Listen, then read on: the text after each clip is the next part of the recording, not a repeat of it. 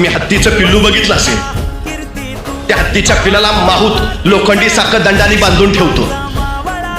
ते हत्तीचं पिल्लू सुटायची कोशिश करतात, धडपड करतात, सगळी ताकद एकवटतं. तो साखळदंड तोडायचा प्रयत्न करतात, ताकद कमी पडते, बळ तोकडं पडतं.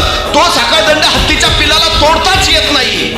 शेवटी प्रयत्न करून ते थकतं आणि म्हणतं नाही जमणार आपल्याला.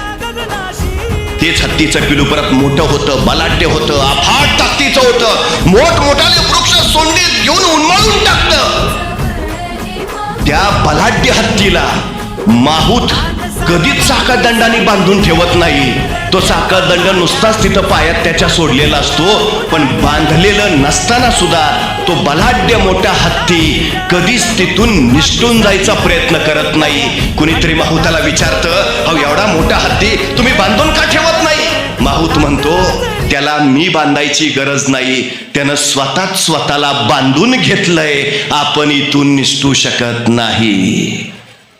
मर्यादा तुम्हाला कुणी बाहेरून घालू शकत नाही. बंधनं तुम्हाला कधीच कुणी बाहेरून घालू शकत नाही.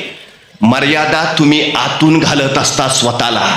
साखळदंड बांधलेला नसताना सुद्धा बांधलाय असं ठरवता आणि पुढं जायचंच टाळता. हे आमच्या अपयशाचं मुख्य कारण आहे.